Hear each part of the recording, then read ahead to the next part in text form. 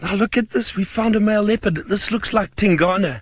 This is so exciting. I told you those leopard tracks look very, very fresh, and we've managed to find him. How exciting is this? I'm really, really happy. Let's try follow him a bit. He's walking down the road. Fortunately, it's a really cool afternoon, and I think that is why this leopard is busy moving around during the afternoon like this. Usually they prefer moving around when it's a bit at night. Let's just watch. Now, you won't believe it, but I seem to be having a little issue with the vehicle at the moment. I can't switch off now because the starter isn't working. How's our luck? We find a leopard, but then the starter motor packs up. That's unfortunate, but don't worry, we're going to be able to view him and follow him for a while. Isn't that male just spectacular? What a wonderful surprise. Wow, so 2 big male leopards on Djuma at the moment, and this is really, really something that we didn't expect. It's weird. It's weird how these things sometimes work. I think maybe let's try switch off here. We may be sitting with this leopard a little bit longer than expected. Now, it's so funny. I thought to myself, let's check the boundary. Let's see if maybe a leopard or lions have come into the property during the course of the day. And fortunately, it paid off for us. This male leopard, Tingana, has come back onto the property and he's walking straight onto Djuma. We're not far from our boundary, and he's basically going down the central part of Djuma at the moment.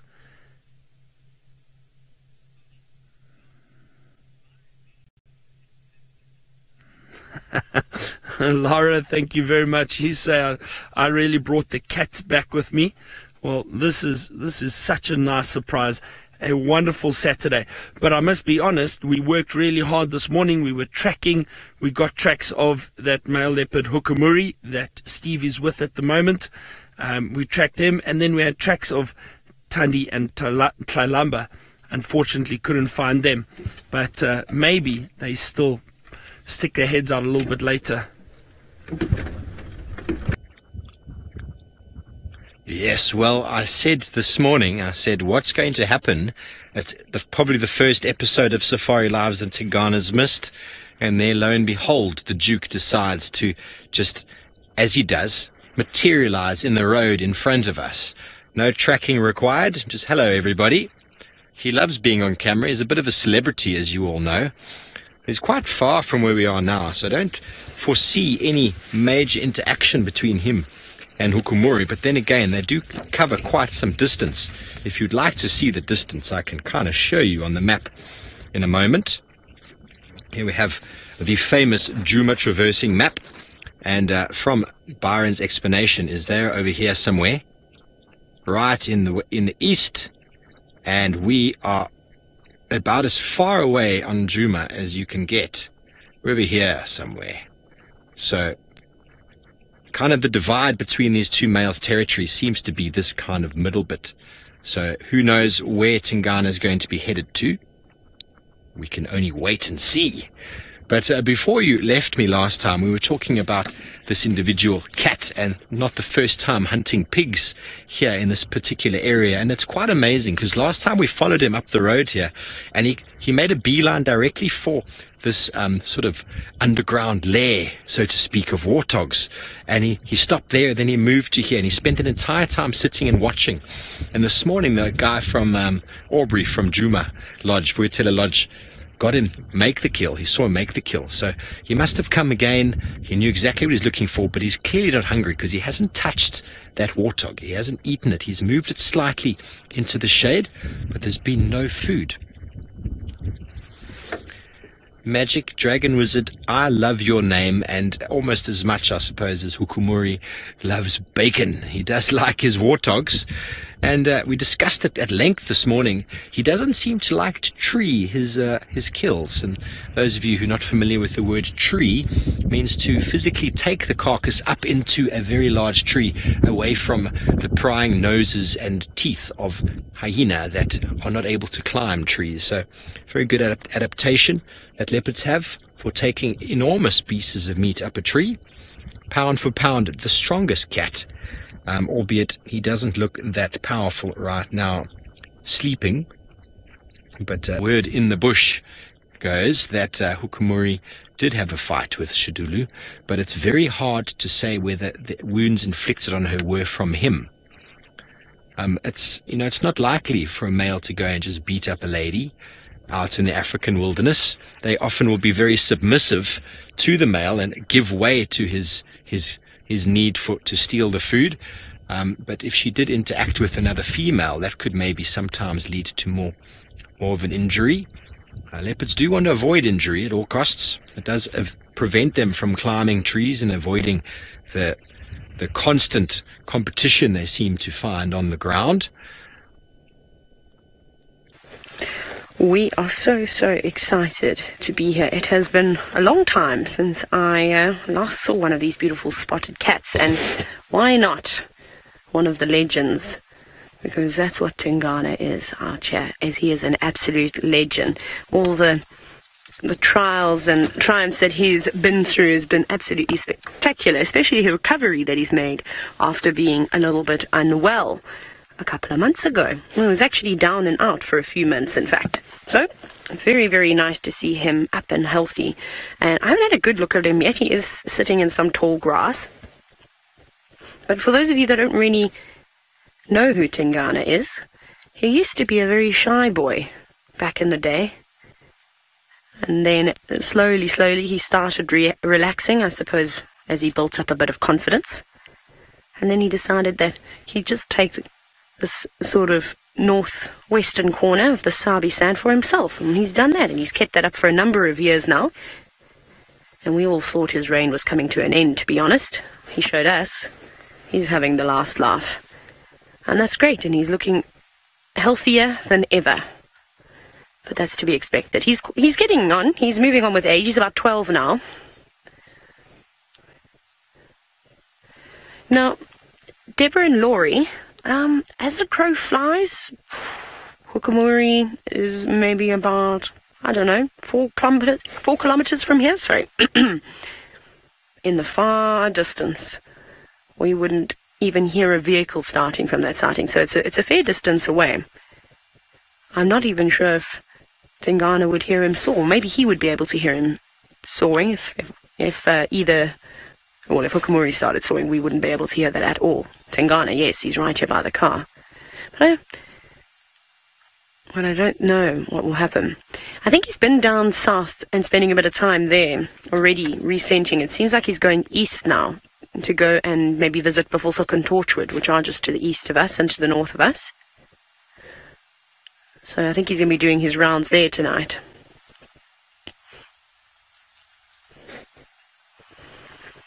Patrick, for all we know, that could have already happened. So, Tingana and Hukumuri could have a mutual agreement already. We may have just not seen the conversation. So perhaps that's why Hukumuri maybe moved out and basically accepted Tingana's message and saying that he's back and he's well and he's fit and he's quite capable of attending to the ladies in the area. And now, well, we'll see, because it's the first time that Hukumuri has been back, well, for a long time. I don't know when we last saw him. I was trying to think when we had the last sighting of him. So, very, very, very cool. But we'll see. Oh, he's going west now. He's looking like he wants to hunt something. He's been sitting, he's been listening. You can see that grass is rustling quite a bit, so that's great for him. He'll be super excited about that. See, they're smelling the air, hoping to pick up the scent of something, maybe a young kudu. Be lots of deka and steenbok around here, although that's a small meal for a leopard of his size. Listening very, very carefully. He must be hungry. He's been up by the sounds of it, for a little while, but I suppose we are in winter, and the days are getting cooler. Maybe tonight will be the night that Tingana also gets a meal. And to be honest, I reckon he's been here for most of the time. Maybe he has just come off of a kill, we don't know. We didn't find him for a couple of days. We had been seeing his tracks, and then we went for about 2 days where I don't think we saw his tracks at all. And now, right at the beginning of the show, you may have seen that I mentioned that there was an unknown male that was popping in. We have a suspicion as to who it is. We think it's Kajima, because he does his usual route. He sometimes pops into Torchwood, he sneaks onto Djuma, sort of around Central Road, and then starts heading back north, and he heads along a fire break just in Djuma, and then goes back into Buffelshoek. So that's Kajima's normal route, and I think it was him. And they've had an argument, Tingana and Kajima. Jim, and you think that Tingana knows that he's a celebrity. He does. Look at the size of him. He's incredible. He's a lovely boy. I mean, if some of you go back and perhaps bring up some screenshots and compare what he looked like in March and compare it to what he looks like now, you'll be shocked. You wouldn't believe that it's the same leopard. But this thing tends to happen with the older boys. Now, someone who is going to be better at recovering from injuries is the young upstart Hukumuri.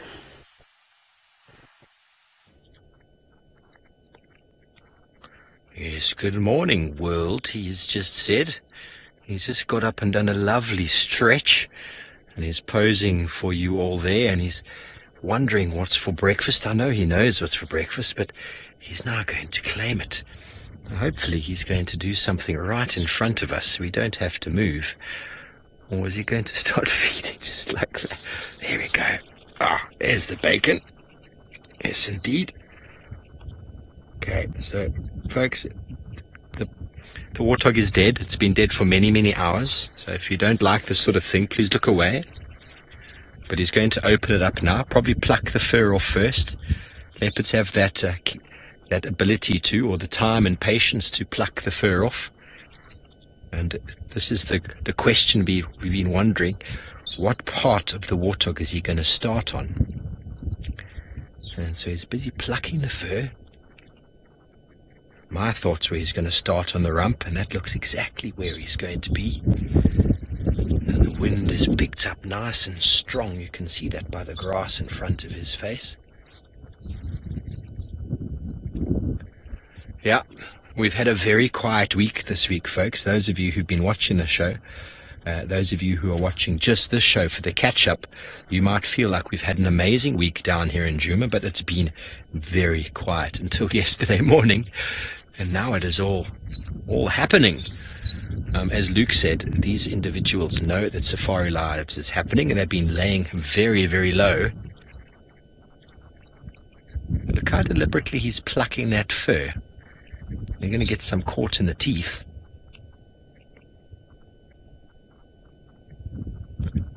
Yeah, Philip, well, that's the discussion that we had this morning. And what I've seen in my experience is that leopards will often start on the rump, on the bottom, at the back, sometimes the back strap.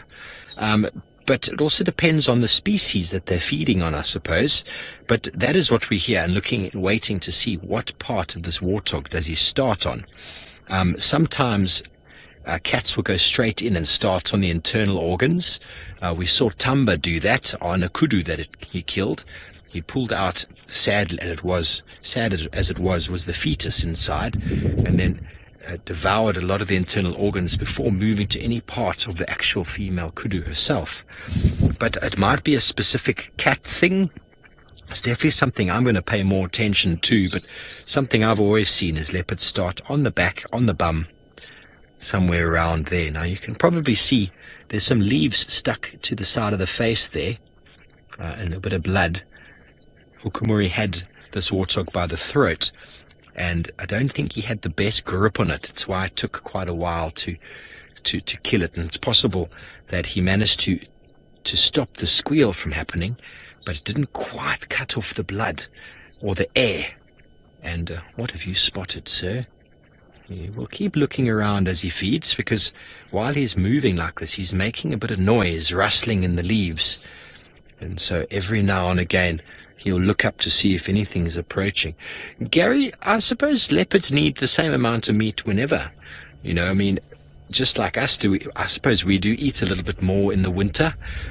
Our diet kind of changes as well. We eat different types of foods, but I wouldn't say they eat specifically any more or any less. But what you do find in the winter months is that the predators generally do a lot better. So they eat more because there's more prey available, and the prey is a little bit more sort of weak because of the drought conditions. But then there's also prey selection. In the summer, they're feeding on a lot more baby animals, such as baby impala. Whereas now, as the season gets on, they're going to be feeding on weak impala, and warthog seems to be the order of the day throughout the year. So I think opportunistically they will hunt and eat as much as they can. It's all about the availability and how much effort it requires to catch the food. These times of year, as it gets drier and the water sources dry up, it becomes a little bit easier for them. So they seem to be feeding more, but in the summer we might not find them as much, so we don't really know. But it doesn't mean they're not hungry.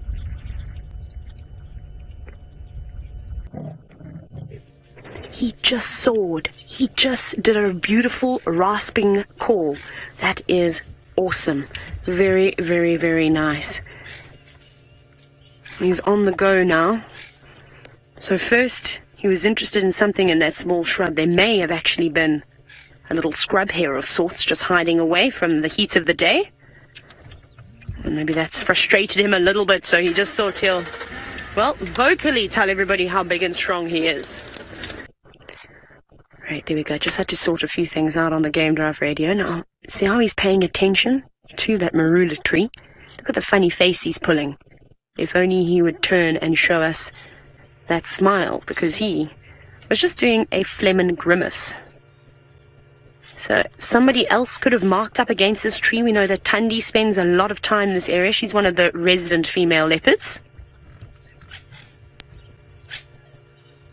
And I reckon they'll probably mark up against it too. So it's important that animals scent mark. It's basically just passing on information to one another. Not all the animals are so social. Yep, scraping his feet, and at the same time he'll be sort of urinating as well. There we go. You can see him spraying, and off he goes. You've arrived just in time for him to be eating, I'm not quite sure what. It looks like it might be intestine, or it might be lung. I wasn't quite sure, but he enjoyed it. Yeah, it's intestine. He just ate the entire intestine full of poo. That was interesting. They said that did look like his intestine, eh? I think so. With all the sort of stomach content coming out of it as well. So he did go for the internal organs, which was the second sort of thought. He's managed to break his way into the chest cavity and the stomach cavity, and we're hoping to see what he might get out next. But we never saw the bulging stomach. This morning, after he'd killed that warthog, he left it for quite some time, and the stomach was bulging. It was getting a little bit full, a lot of gas build up in there. But when we arrived back this afternoon, the stomach was not as bulgy anymore. Oh, there we go. What's he got now? If you don't like watching this sort of thing, folks, it's a good time to look away. It looks like he's got the stomach lining itself there, using the front of his teeth to rip it.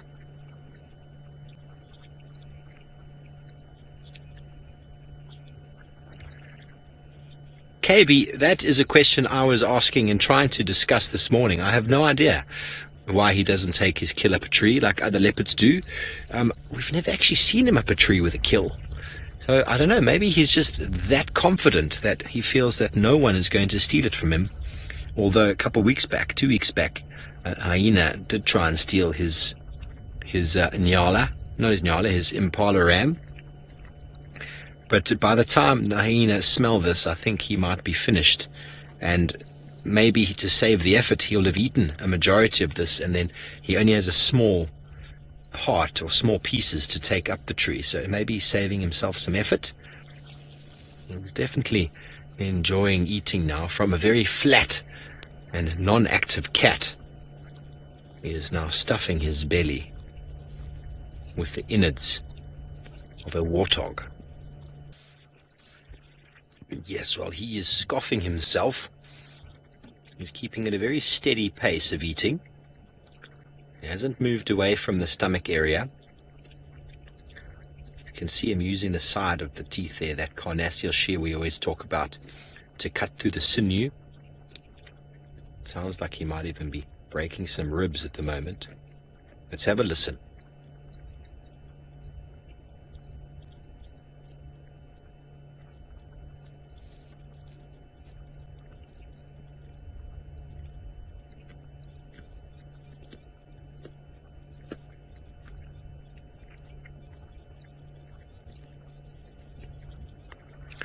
Well, that's a great question. Leopards generally will soar as a territorial call, but I mean, we had Tingana for ages in February, January, and he didn't call at all. I didn't hear him call at all anyway. And now, since it's become winter or getting winter, he's been calling a lot. But generally for a territorial sort of display, they do call. But we've also seen Hukumuri. I followed him many times when he arrived on Djuma, and he was scent marking but not calling. So my feelings and my thoughts are, you can all agree or disagree with me out there, is that by animals calling, they're giving away their presence directly, whereas scent marking is basically just a bit of a delayed response, and someone can pick them up a bit later. But calling, when you're moving, is a direct approach.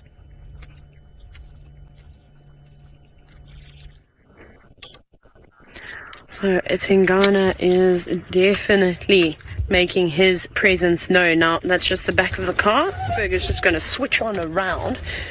We'll actually have to just... hang on, we might just have to wait for 2 seconds. He's just paused briefly behind our car.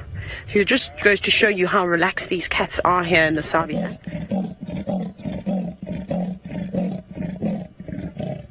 Wow. How incredible is that?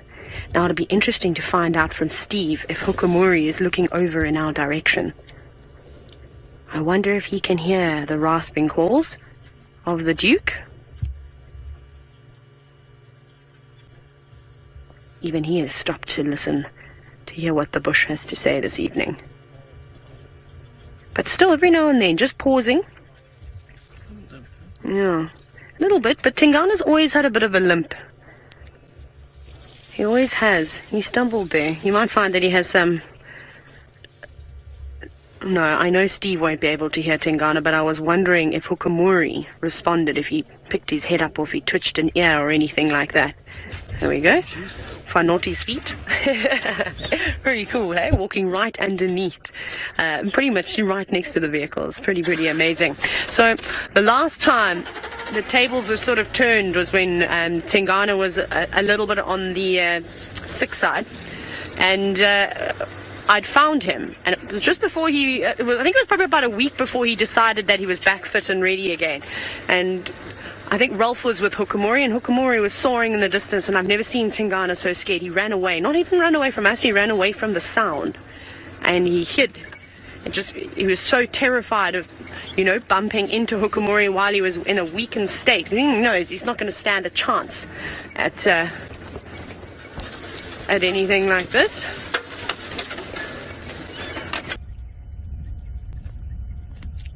Indeed, instability, but definitely controlling the warthog population is this gentleman. Or is he a vagabond? We don't really know. He's definitely staking claim to the western side. He's definitely enjoying himself. I think I know what he's doing. Is he kills the warthog and he allows it to bleed, so that when he feeds, he doesn't cover his face in blood, because you can see he's still quite clean, considering maybe he's one of those kinds of eaters, likes his meat a little bit more matured, a little bit of blood on the face, but it's nothing like when you see them eating fresh meat. What are you looking at, my boy? Definitely keeps listening, because he's making quite a bit of noise now with the crunching, so he needs to pay attention if something... Actually, I was just looking around before to see if if that female, because this morning, while Hukumuri is sitting just where he is with that kill, the female came out of her burrow not far from where we are, and she went wandering off in the opposite direction on her own. So I don't know what they'll do, but I was thinking that exact question. Julie wanted to know whether they'll move their den, their burrow. That's a very good question. I've been watching to see if the warthog comes back again, but I think they've decided that this is a bad neighborhood and they might go and find real estate elsewhere. A little bit dangerous up here. The view's fantastic, but it's just not that safe. I'm sorry, can't help myself.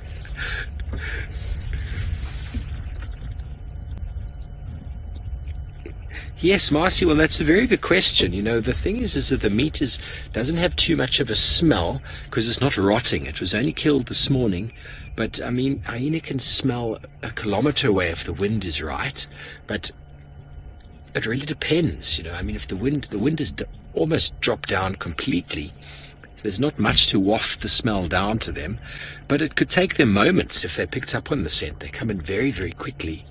But generally you find hyena approaching these sort of things once the meat is starting to get a bit ripe and that smell carries quite a distance. And as the air temperature drops, the smell tends to carry a little bit further, and as night descends on us a little bit more than it is at the moment, no doubt the hyena that seem to cover every inch of these areas in their daily pursuits of whatever they're looking for from a meat point of view will notify each other, or maybe move in one at a time and investigate who it is that has got the smell of bacon rising in the air. And then maybe you'll hear the characteristic whooping sound. Oh, did you hear that? Sorry, sir, I didn't mean to frighten you. Get the characteristic whooping sound of a hyena calling in comrades in arms to come and assist in the displacement of Hukumuri, the warthog specialist, from his acquired bacon. But I doubt one hyena would be brave enough to try.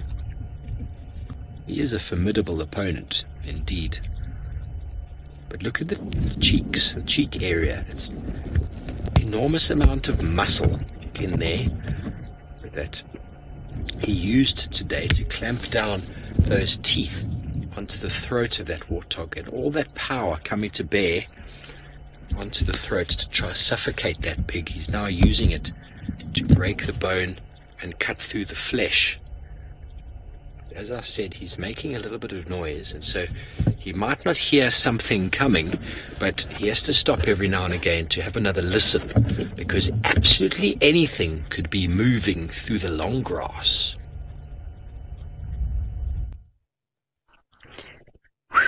Tingana is really making us a run around. This is crazy. He's on the go, but he's become very, very silent now. But it is good to have him back in sight. How great is that? There's another safari vehicle, and he's put himself up on a bit of a termite mound.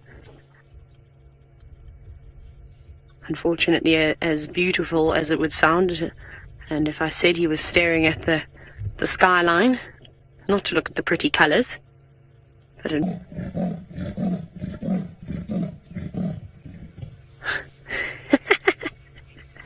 very cool. Just as I said that he's become more silent, of course he will start rasping, but I'm not going to do any complaining. Just slinking away in that beautiful grass. But light is starting to fade now, which is of course going to work in his favour if he does spot a potential prey in the distance. But right, we're going to have to carry on and keep following him now, because we've got quite a wall of trees that we need to navigate through. But we're going to keep a very, very close eye on Tingana and try not let him give us the slip, although he does seem to specialize in it. Now. You won't believe what just happened. So we're following, obviously, Tingana through this thick vegetation. And the next minute, we see this termite mound, and Tingana stops. And all of a sudden, a pig shoots out and runs away. it all happened so fast. I don't even think Tingana knew what hit him. But now, he's behind that termite mound. I don't know if there's maybe another entrance. Oh, there he comes, there he comes. There might still be more pigs inside that burrow. Maybe. But what we will do is, because the last of the light is starting to fade so soon, we are going to be switching over into infrared, which is great because that's the most effective way to be able to view these cats when they're hunting. We don't interfere with them at all. Awesome, there we go. So that's why everything is in black and white now. So this light allows us to see what's going on. I have to use a monitor, so I'm not actually shining any spotlight or anything on him. So when it goes completely dark, I won't see Tingana other than what you're seeing. And I use, like I said, I use my monitor. And in that way, he's free to carry on without a harsh light. Yeah, he does have a bit of a limp. Like I said, he's had it for a while now. This is a very, very dangerous affair. Entering the entrance of a burrow, we are often warned as a guide, and you tell your guests, don't ever stand at the entrance of a warthog burrow, because what could happen is if there are pigs inside and they feel threatened, they reverse into their burrow, so they'll come out shooting with big sharp tusks, and they could quite easily bowl you straight over. But now he's just sat down to rest a little bit. We'll just see what he gets up to before we decide to make a move. Now there is another car. You'll see their lights popping into screen every now and then.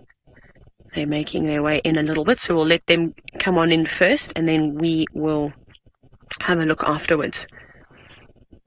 We'll see if... Thank you very much. Hukumuri has lifted up his kill and he's moved it to the base of a marula tree. He's looked up a few times. We thought he might go, but now he has decided to give himself a bit of a grooming. We are in IR, folks, so that's why it is in black and white. But what we're about to show you is something really, really phenomenal. We've got a thermal camera on, and the colors are going to be absolutely spectacular. And we're going to be cutting to it now. It's called the Flir, and it is absolutely gorgeous. Are you ready for it? It is coming to you now. Look at that. It is so incredible, the colors that are coming through. I don't quite know how to explain all of this. It's very new for me, but as Seb zooms out, you see how the colors change, and it's very, very interesting to know what exactly is going on. The green or the blue seem to be cold spots, and the yellow seems to be the hottest spot, and that yellow red in front of him is the kill, is the warthog, but then the tree is also quite light in color. And look at the horizon, look at the tree, look at that. It's very interesting. The smaller trees to the left are a bit redder, but as he grooms with his kill at the base of the tree, we're hoping he's going to grab it and launch himself up the tree in one very fluid movement. I think this is absolutely spectacular.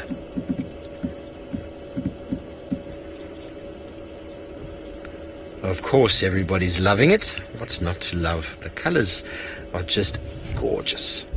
But I don't quite know what to talk about, I'm afraid, folks. It's just, this is something very new to me, and we are quite fortunate to be able to see these things, and no doubt it's going to form an increased part of the show in coming weeks.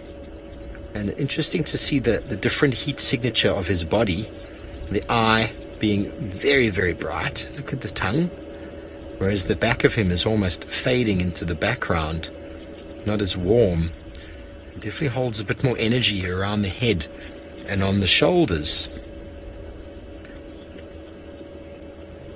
Ash Hukumuri is the hottest thing around. Ash said he's one hot guy. I can't agree with you more. So with this camera, we're able to take still photographs as well as record directly off it. And obviously with the tech Conrad back home and work that Seb and David have put in, managed to connect it up so you're able to see this broadcast live, which is quite something. And we were watching hyena last night moving around, and it was very interesting because you could actually see them through the trees and around the bushes. I couldn't see them, even though I was using a spotlight. I could not spot these animals, whereas see that yellow like that, they'll just sort of materialize, so you'd be able to see something approaching from the right or left of the screen without any problem. And it would be quite interesting to see the reaction of Hukumuri. I think he's being quite clever. He's moved to the base of the closest, tallest tree in anticipation for the, no doubt, hyena that is going to materialize at the smell of his bacon. But before he goes up, he's going to quite enjoy himself a little bit of a groom. But I think that's it. He's saying, Steve, you've never seen me up a tree. Today is not going to be the day. Maybe it's not, maybe it is. Very hard to say.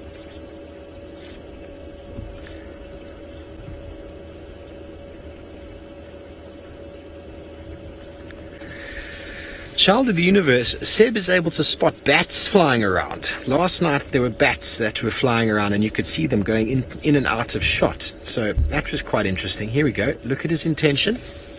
Look at his eyes. He's looked up. He's tentatively looks at his carcass.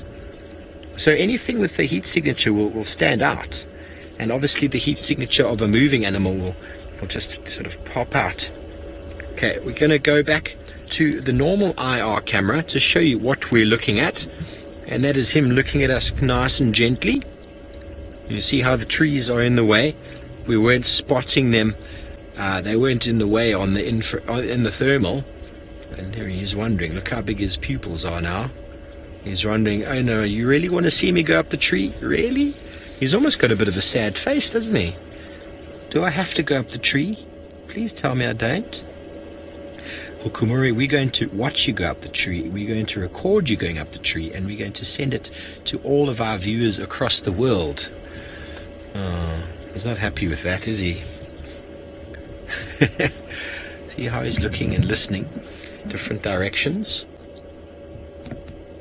The warthog has lost a lot of weight, you can tell, so it'll be a lot easier to take up the tree than it was a few hours ago. See, the intention is there.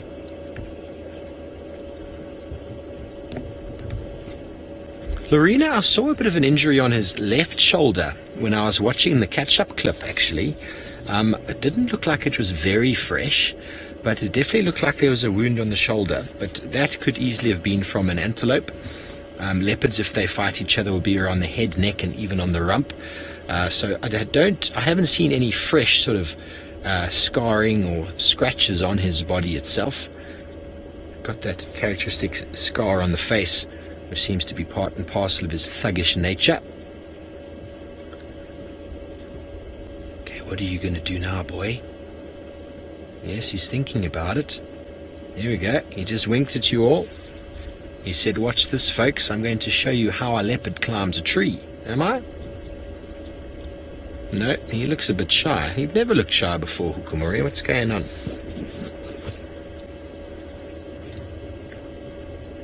I'm not sure, Lukey, if he does go, it will be awesome to see it on the thermal camera because it looks really, really good in that color. Maybe we can jump back to that in a second. Okay, let's go back to thermal. And his intention seems to be clear. He seems to be looking up the tree. He's going to grab his meat, is he? What do you think, Seb? Is it going to happen soon, or are we going to be? Are we going to be standing watching him for an hour and 45 minutes like that first time I watched him with the warthog kill? The intention is clear. He wants to possibly go up. But he also, it's not that pressing because nothing has materialized out of the darkness yet to cause him to need to scurry up the tree. Maybe he knows that we might laugh at him because he's not the best climber. I'm not sure. He hasn't proven himself to me yet. There we go. Watch it. 3, 2, 1. Let's look at the power. Oh, he's going to go behind the tree. What a disappointment. Uh-oh. Here we go. Now it's great because we're on the thermal camera because he's behind a bush on the IR. So he's actually quite invisible there. Maybe he was gauging the right branch. Yes, the branch he wants to go to is actually now on the side of the tree that he's looking up. That's the best branch for him to get onto. So he's working it out. Okay, let me just get my body in the right position. Okay, what side of the animal do I want? Okay, I'll hold it there. Yes, that's the strong part. Up again he looks. This is fantastic. I hope you're all enjoying these shots, folks. I'm thoroughly enjoying it. Apart from having to twist my body in the chair to see the screen, everything else is fantastic. Are we going to count him down, Seb, or do you think he's just going to go? He's definitely sussed out the tree. He knows whereabouts he wants to go up. See, that branch to the right. I think that's where he wants to go. Tweety, I think it's learned behavior from their parents to take prey up the tree, and they also learn over time that if they don't take prey up the tree, they lose it. So it just means more effort, more work for them. They're not able to store their food, so they have to hunt more often, so more energy expended. So leopards that do tree their prey end up being more successful than those that don't. So it ends up becoming a trait that passed down the lineage. But also I think leopards that don't tree their prey, you know, they just lose out on so much. So it becomes something that eventually, I mean, you see it in young leopards, they struggle to tree their prey. Sometimes you'll find an impala that's been treed, that's been beautifully connected. Here we go, the horn and everything. Here he goes. Oh, don't do it on the other side. Hukumuri. See, he's looking right at me. He's going, really? You want to film me? I'm going to show you. Look how the warthog, the extremities of the warthog, especially on the joints, on the knees, have gone blue. And the hoof, they're cold. Yes. Whereas the body itself is still quite warm, or relatively. It's as warm as the leaves, so probably temperature from the sun still on it. Ah, Tiva, we are so fortunate to be seeing this. Okay, he's still thinking about it. He's sitting there with this warthog dangling out of his mouth. He's looking directly at me. I'm able to look at both of the cameras. He's looking right at us, as you can tell. He's making us wait for the money shot, and I hope he's going to go up the right. Oh, he's going to go up just on the other side. Oh well, we'll still get him. We'll get paws and maybe part of the body slinking up there, and then we'll get him as he perches himself on the top. Okay, he's saying, are you ready to count me down? 3, 2, 1, go. Oh, magnificent. It was a bit awkward, but he did it. I don't know if you could hear that from here. You can see bits of marula bark falling off. That was fantastic, Seb. That was really, really cool. This just made my day. Me too. Now look how he uses his tail. Look how he uses his tail to balance himself as he's going to find the perfect position to stash his prey. That is already room temperature. How fantastic. And now I know everybody's being very quiet out there because this is all very new to a lot of us. See how his warthog is half cut, almost cut in half there. There we go. Is that the right spot, Hukumuri? Yes, it is. Okay. Okay, well, we're going to go back to the other camera lens to show you what he looks like up there with his spots. And the very obliging Hukumuri is now, as you can tell, facing the camera with his warthog that he's positioned perfectly for a facial selfie. The warthog is now also part of the show. He's been out of it all day. He's been resting under the tree. The warthog does look very strangely at peace, like all those sort of Roman, those, should I say, those Asterix and Obelix cartoons where they have a pig with an apple in it, so those big spits, those big banquets. Okay, so he's up the tree now. His food is secure. He made quite an awkward attempt to get up there. Now we know why he ate half of his pig before going up. He's not the best leopard at pulling prey up the tree, because essentially a leopard's able to take almost twice their body weight up the tree, and that warthog is hardly anything for an animal of his strength and caliber. But yet he's feeling far more secure and safe in his elevated position. and it's time for a little bit more grooming.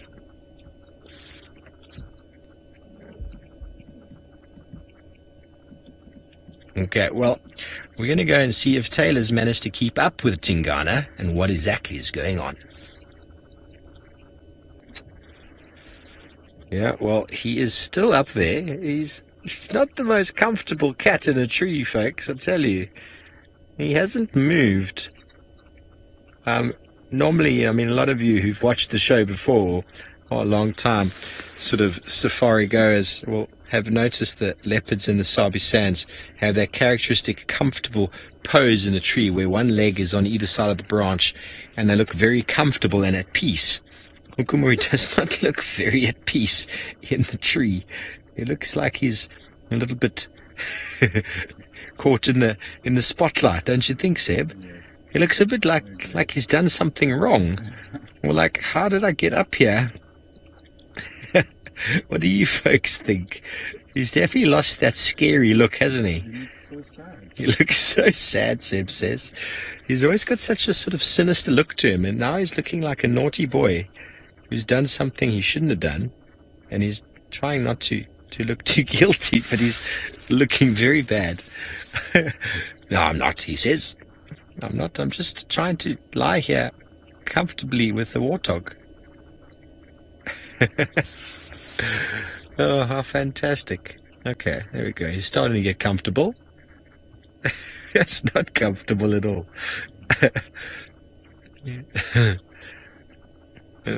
Classic Sabi Sands leopard in a marula tree.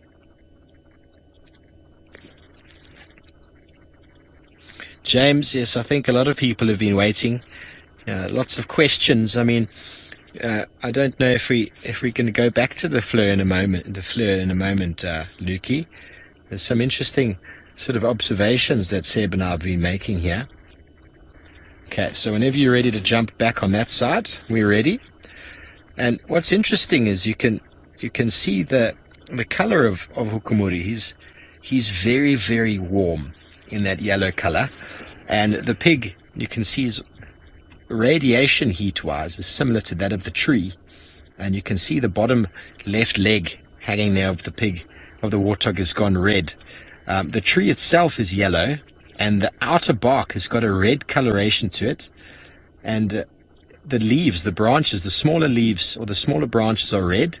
And I know Dr. Owen Davies asked me a few questions. He wanted to check things, and it's quite obvious that the outer leaves have gone green, like blue, which is matching the sky behind, and the ground is very yellow from solar radiation, one would assume. And the tree, the bark itself, the actual trunk, has clearly been influenced by the ground or the heat radiation, possibly from the sun above, but probably also from the ground, because it's matching the ground color, quite similar to the smaller trees on the ground as well. Their canopies are also a little bit red, but the base and the trunks are very, very white in color. But bearing in mind, I don't really know what I'm talking about. I'm making this all up as I see it, as you see it. Very interesting indeed. Now, if you are joining us straight away and this is what you're looking at, we are looking at a tree. It might look like something very different, and it's a tree with a thermal camera. Very interesting, a Flir, which I'm really struggling to get off my tongue. The Frenchman behind me is trying to hit me every time I get it wrong. Okay, so luckily for all of you, we are extending our show by half an hour so as to experience some more of this thermal camera, the Flir, and to get some shots and just to see how it works out here in the African wilderness, and what a subject to start with. Hukumuri, the leopard, with a warthog kill. If you've just joined us right now at this very moment, that yellow blob in the middle of the screen, which Seb is going to zoom in on now, is actually a leopard. There he is, with a warthog clutched in front of him. He's the brightest spot on the screen, on the camera, on the lens, and how his outer body is losing a bit of temperature as we speak. Very, very interesting. Very interesting. So Seb, I wonder if maybe we should go back to the normal IR camera. Seb's just going to zoom in on that one, and then we can cue IR camera, please, Luke. And here it comes. See the difference of the leopard in the infrared spectrum, the black and white. Okay, now we zoom in and have a look at him. You see, there we go. Just picks his head up now, surveying the landscape with his beautiful warthog that's posing. He's got a very nice smile in his face. You wouldn't think that hours ago he was strangled and been eaten. Looking very peaceful, but Hukumuri does not look happy in the tree. Sam, it does look like he's holding a teddy bear. Yeah, he's got it just in front of him, and he's kind of perched on a very rounded part of the marula branch. I don't think it could be very comfortable, but it looks like he's going to be going back into a little bit of leopard slumber now that he's got a belly full of bacon. He ate all of the internal organs of that warthog. So that's why the warthog has got a head and legs together doing an enormous yoga pose. One would call the plow, of legs being right over the head. It's very hard to do for yoga people, but when you're missing absolutely everything within inside your abdominal cavity, it makes it a little bit easier. So yes, as I said, you're going to be with me for the next little while as we continue to just observe and to check how this camera operates out here in the African wilderness at night.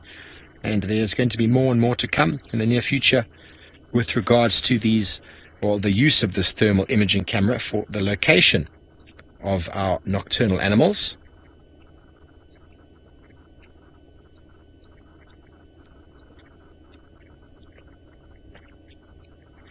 And if you have just joined us, okay, well, we're going back to the thermal camera because that is the purpose of this evening's escapade. And obviously, if Hukumuri does anything of interest that we need the infrared camera for, we will be jumping between the two. We do have FC in full control of the show, and they will be chopping and changing between as we see fit. But I don't see or feel that Hukumuri is going to do too much.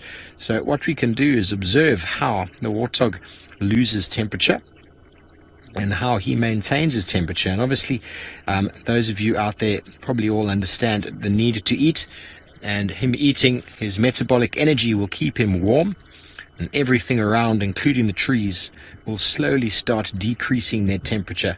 Oh, what happened there, Seb? Oh, we just lost picture. Yes. We just lost picture. We might go back to IR. Obviously, we're also testing things, so things can go wrong. Apologies for that. We'll figure out exactly what happened.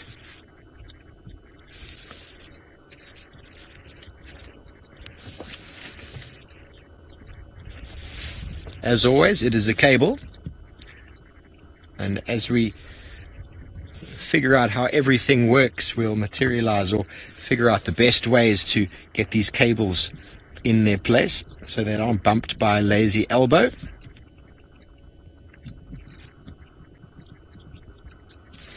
Christy, I think this camera is going to find us all sorts of things, and finding an aardvark, I think, is going to be one of them.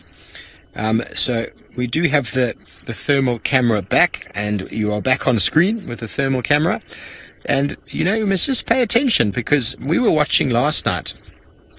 We found a band of, or a clan of hyena, and they just materialized out of nowhere. And I was looking around with my spotlights, and I couldn't see anything. And they just all started entering the screen. It was really quite something to see. So if anything moves out there, it will be spotted, if it has a pulse, that is. If it has a pulse. Very interesting to see how the colors of the trees and vegetation around us are changing. Milena, you know, this is a topic that's quite new for me. I'm kind of winging it as we go and adding to my repertoire of information. But, you know, a lot of it's got to do with radiation from the sun. So just like if you feel a rock or you feel a tree in the daytime, after it's been in the sun, they can maintain that temperature for some time. Rocks more so than trees, and sand less so. So sand gives off the heat much quicker than the rock does. So if you're in an area where there's lots of rocks, you can even go late into the night and there'll still be warmth given off of those rocks because of their absorptive power of the solar energy of the sun. So that's what's probably happened, or assumingly happened, with this tree. It's been in the sun all day, and the wood has warmed up, and the ground as well has been warmed up by the sun. And if we had to stay with the camera fixed just like that, probably for the next 6 hours, you would slowly see the ground completely change in color as all of the evaporative, you could call it evaporative, I suppose, as all the radiative heat dissipates from the ground, constantly moving up. We know heat always rises, and the cold air, the blue in the top, will start descending onto the ground, and slowly as all the heat dissipates, the colors will start joining. That's why the term "it is always darkest before the dawn" is also probably refers to it's also coldest before the dawn. Bridget, this is fascinating indeed. The colors and the difference between warmth and cold, and you just have to watch this space. Now, it's very new development from Wild Earth. I know that's been on the cards, I'm sure, for some time. And we're about to get a look at what I look like. And obviously, my jacket is here. Have a look at my jacket. When I touch it, it leaves a mark as it moves. And then my hand leaves. And then the heat signature disappears. Look at that. I just figured that out as you turn to me. And you can see there's a difference in my beard. The difference in my beard, and my eyes, and my head. Let's see my head. Whoa, my head is quite hot. Look at the top of my hat is a little bit colder, but have a look at the difference between the inside of my hand that's been closed, and the back of my hand where the radiation is obviously coming off. But if I touch that or hold it, watch what happens when I take my hand off now. It's gone warm and it's losing. So that's exactly it. It's just heat that is being lost. And we are in winter. You can see my skin is giving off the heat. My jacket is not absorbing the heat. It's keeping the heat inside. So the insulation is in there. And the longer I hold that, the quicker I will lose heat. Hence why we cover ourselves up. We zip ourselves up close to keep our radiative heat inside. So take your screenshots. This is a very new look of Steve Ovo. Seb is laughing. Seb, I think you need to come pop your face in here. I can show my hand. Hey, Seb, there's Seb's. Whoa. Why are your fingers so cold? Because My first name strap in IR. Fantastic. So you saw Seb's fingers there. How the extremities of his fingers, the tips of his fingers, are colder than his hand. That is exactly what goes on in the body, you know. And if you get frostbite, or if you get very cold, the first parts of your body to get cold are your toes and your fingers, because your body starts absorbing all the heat to go into protect the internal organs, not like that warthog who needs it because there's no internal organs left.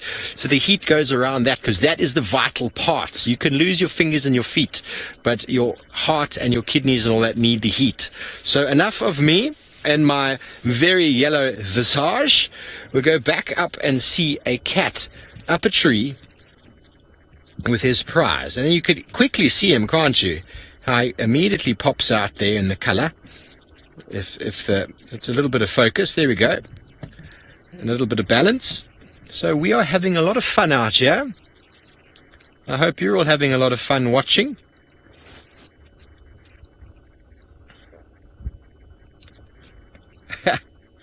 Hosier hippie psychedelic safari, indeed. Indeed. And there, Hukumuri, what is he doing? He's just having a little bit of a nap. You're not missing too much action up there. But this is really, really interesting. Really, really interesting. And as I said, there's going to be more to come, more developments, and I'm sure I'll be briefed to the full extent of what is happening and what to be saying. At the moment, we are just doing a little bit of a test, and you are all welcome to enjoy the test. And we are now going to go back to take the colors out of the screen, back to the black and white of the spotted cat in the tree. And I think we're there. Yes, we are in IR again. And the very lazy Hukumuri.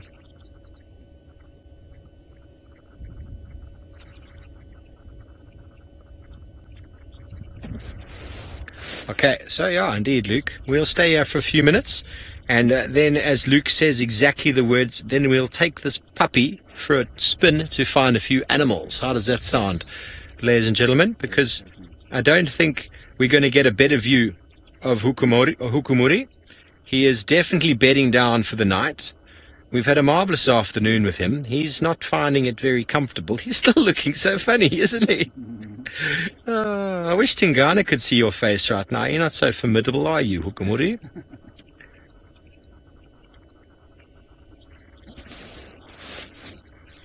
Paula, I don't know the average body temperature, but, you know, I would assume most mammals are about the same sort of temperature because, you know, it's all about the spectrum of brain. You know, animals have all, or mammals have all evolved on planet Earth in a very similar environments. Those who've evolved in hotter or colder environments have adaptations to maintain sort of their body temperature at the same sort of range. So I'd guess it's all very similar to humans. I'm not 100% sure about that though, but I know, for example, the gemsbok, the oryx, they have a similar body temperature to us in general, their brain, and if it goes higher than that, it generally cooks their brain. So that's why they have the abilities to keep their brain down to the 39 degrees sort of area. If it goes up to 40 degrees Celsius, their brain cooks. But then I am no expert in the matter of body temperature. Very good question though. These are obviously things we're going to have to do a lot more reading about. Have you ever been asked that before, Seb? What's the average body temperature of a leopard? It looks quite warm. Puma, you say Hukumuri is probably one of the most successful hunters of the leopards in the area. Well, I don't know about that. Tundi is a pretty decent catcher. You know, she has always got something. She's always got a kill, seemingly. But then we don't see as much of Hukumuri because he spends a lot of time in the west. But it's a very good, debatable question. I'm sure there might be some viewers out there that will either agree with me or disagree with me, or have their own views on who is the better catcher. But I think all the leopards in the area with a bit of experience are very successful in what they do. And talking about catching things, we're going to move on from... Okay, we're going to have one more little look on the thermal. Let's go, Lukey. One more look on the thermal, the Flir, and Hukumuri slumped there. And the warthog that was also radiated from the sun is a similar color to the tree. Very similar color indeed. Okay. Minamu, you want to know the main reasons? Well, it's basically to find certain animals. We jump back onto IR first. It's to find some animals, to find some of those special animals that we don't see, and to maybe just bring the broadcast to a different level. But I'm not 100% sure, but I think it's around those lines. Just some more interesting added effects to what we already provide. And we are going to show you what we're going to do. We're going to move out of this sighting, leaving Hukumuri to himself, or should I say with his bedfellow up the tree, his teddy bear warthog. And we're going to go and see if we can find any animals using this camera along the road. Obviously, we're going to keep in IR as we drive. And Seb is going to be... I'm not quite sure actually how we're going to do this, but we're going to try. This is... We're in IR, of course. This is a work in progress, and these are tests that we're trying to do. Obviously, the thermal camera is attached to the top of the camera that you're looking at me right now. So for Seb to be panning with that one, it's going to make you all quite sick. So these are things that we need to learn and figure out, hence why we are doing a little bit of a test pattern right now for all of you. And jump on board for the maiden voyage of the Flir on Juma. Okay, we're going to stay on IR. You can drive. Yes. Okay, so hold on, folks. Remember, there are lots of warthog holes in the area. We're staying on IR, and my not so yellow face this time. Oopsie, hold on, Seb. Out we go. There's a nice little exit point up here. So I'm hoping to find, yeah, there it is. And so we'll leave it at that. Okay, left or right? I'm going to go left. I'm going to go left. Go to the flare side of the car. Yeah. Okay, so Lukey, let's give it a try. Go to the flare and we're going to pan to the side and then kind of just have a little squiz around the vegetation. I'll go quite slowly so it won't be too bumpy. Okay, we're in the flare.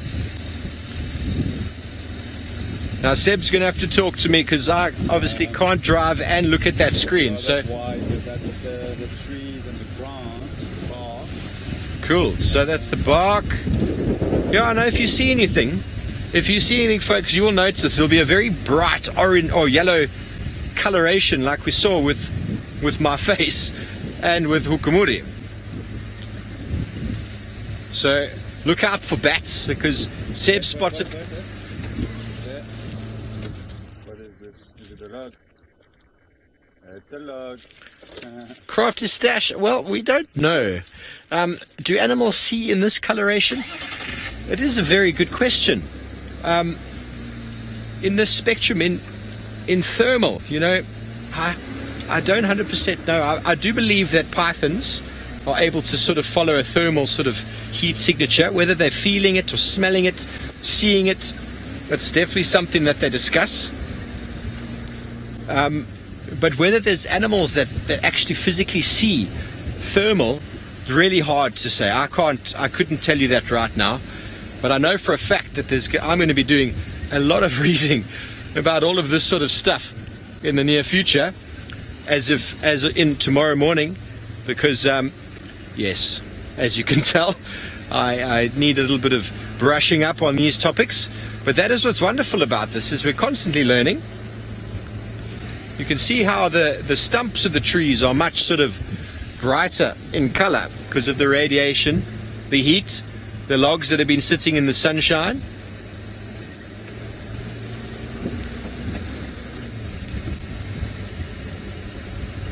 And I suppose with this, at least you know you're not going to drive past something. The camouflage of an animal is not going to elude you now. If an animal's walking away, we're normally looking for the eye shine with the spotlight. So if we don't see eye shine, we assume there's nothing there. But essentially, if we just got the bottom of an animal, or it was lying down. Okay, Seb spotted something. Maybe. We are all learning. I don't even know which side he's looking. Oh, he's looking that side.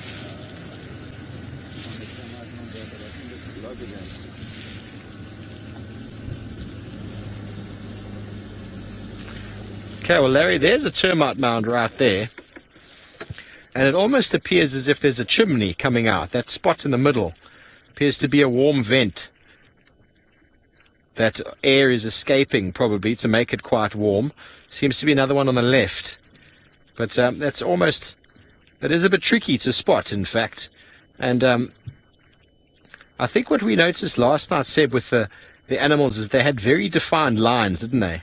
That's got a little bit like of a jagged sort of, like a clump of gold line, doesn't it? Yes. Where the hyena last night was almost like drawn, you know, like, so maybe we'll keep looking for more specific sort of lines. But as we go, we are learning as we go. How exciting. On the forefront of new things. Forefront. Okay. Did you hear that, Seb? Yep. We're going to be going back to IR, folks.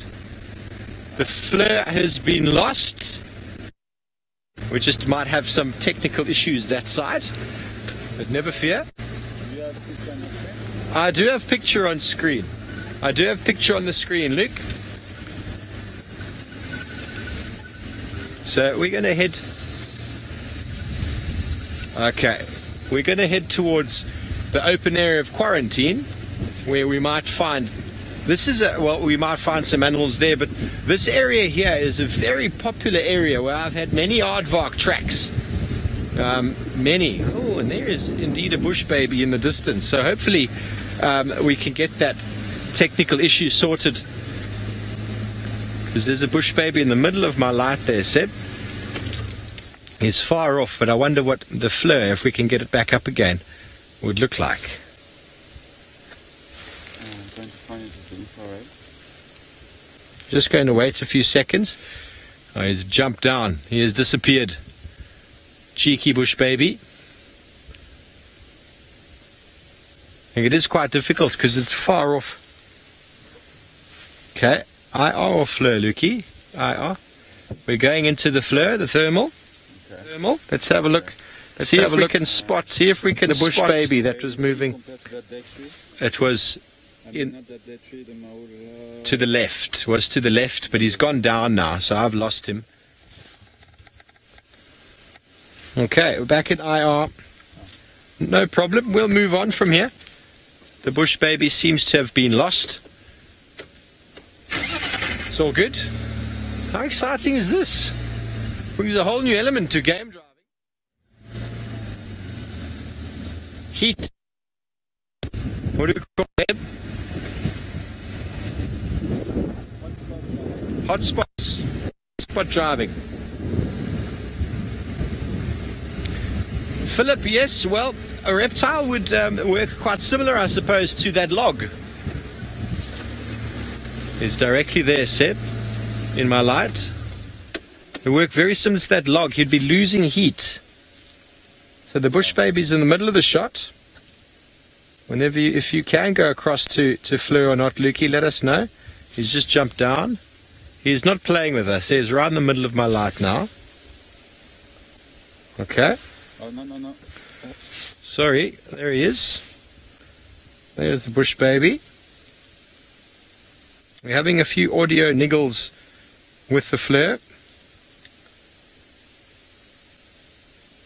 Bush baby, hello. Nocturnal.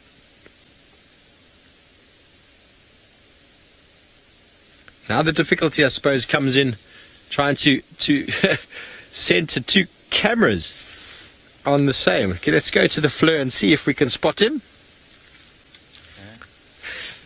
There's a lot to do on the back there, Seb.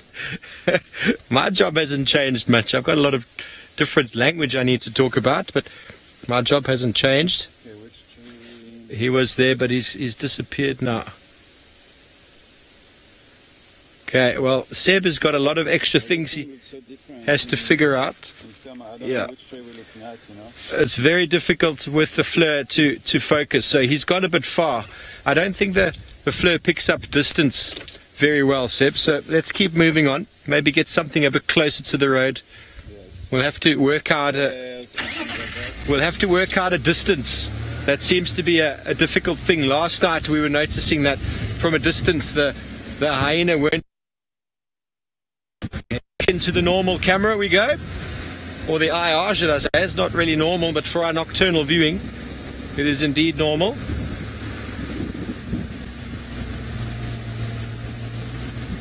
How exciting. Please, folks, don't forget you can still send through your comments and questions. Sorry, Lukey, is she interested to see a?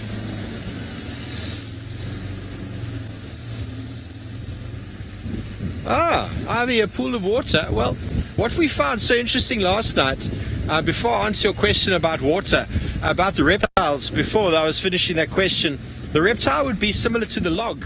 It would be heated from the sun and then slowly losing heat, because that is how they get their energy. It's from the sun. So as it gets colder, the reptiles become more or less and less active. So you'd probably still see it, just like we're seeing the trees from time to time, but it would get colder. In a pool of water, Ivy, we saw a poo. Oh, wow. Ivy, you would like to see a poo. Okay, well, I suppose if the poo is fresh, it's going to be steaming, and that would be from metabolic heat from the body rather than from the sun. But if we find a poo that's been sitting on the ground all day, it'll be very similar to a lot of the colors you've been seeing from the trees and the leaves and all that sort of thing. So, very good. Glad to see that we've still got some poo watchers on the nighttime show. You all know that's a bit of an interest of mine.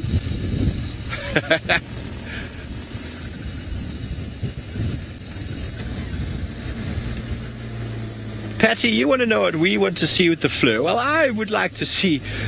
Oh, I don't know. But, Ivy, there's a poo in the road. Do you want to have a look at it in the Flir? We just need a minute to focus. That is what the elephant dung looks like in infrared.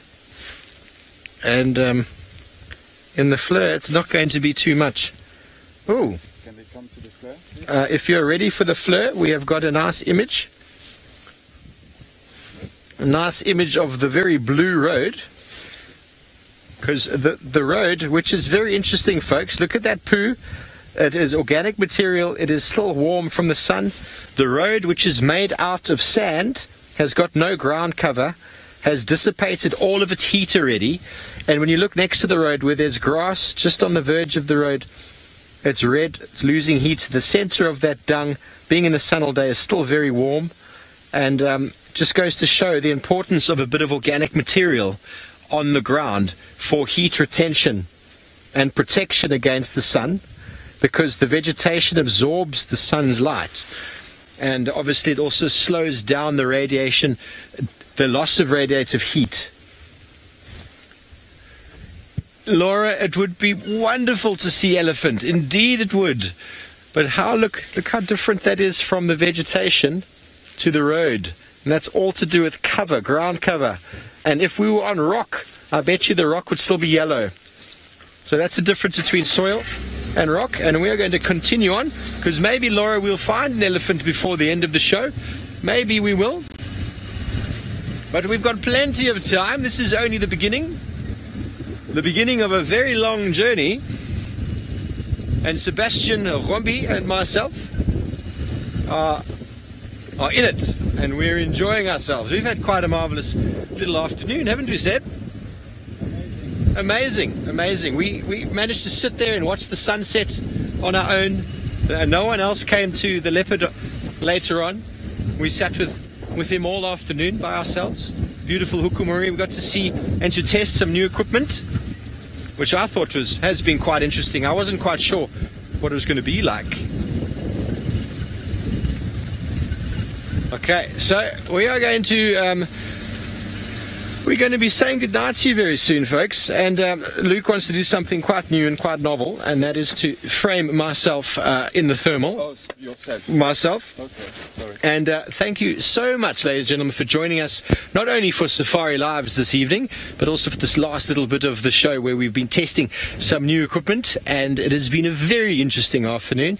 We're off to a hot topic, should we say, and thanks to those of the Mara, and for those of you, your wonderful questions, for everything. It's been an awesome evening, and we'll see you tomorrow morning bright and early. Have a good night.